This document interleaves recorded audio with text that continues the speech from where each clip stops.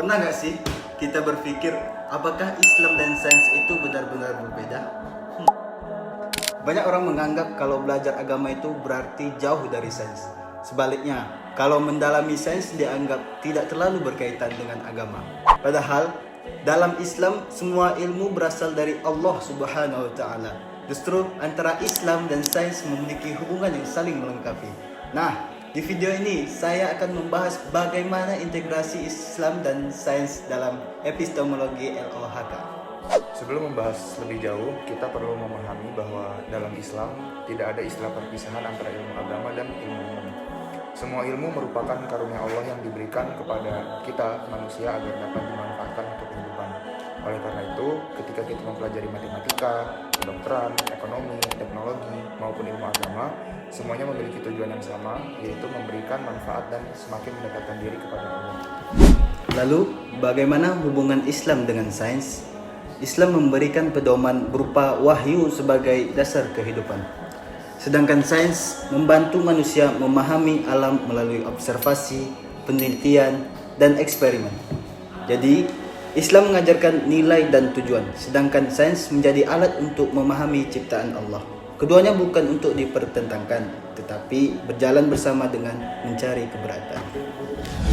Selanjutnya, ada konsep LOHK atau Integration of Human Knowledge. Konsep ini mengajarkan bahwa ilmu pengetahuan harus dipandang sebagai satu kesatuan. Artinya, ilmu agama dan ilmu sains tidak boleh dipisahkan karena keduanya saling melengkapi. Dengan cara inilah, manusia dapat memperoleh ilmu yang tidak hanya cerdas secara intelektual, tetapi juga memiliki nilai spiritual. Dalam filsafat, ilmu Islam terdapat 3 landasan penting. Yang pertama adalah ontologi, yaitu keyakinan bahwa seluruh ilmu berasal dari Allah. Yang kedua, epistemologi, yaitu ilmu diperoleh melalui wahyu, akal, dan pengalaman.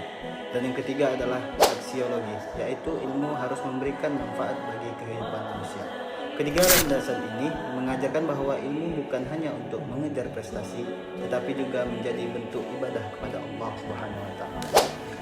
Namun, dalam praktiknya masih terdapat beberapa tantangan.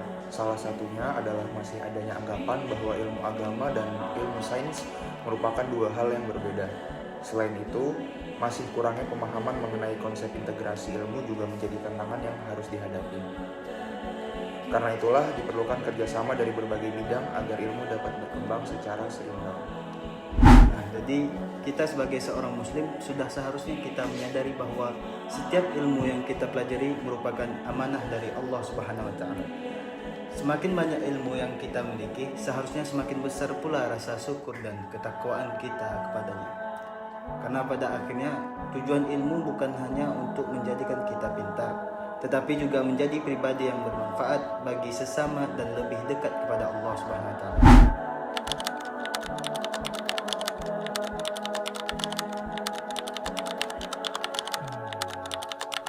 Video ini ditutup. Assalamualaikum warahmatullahi wabarakatuh.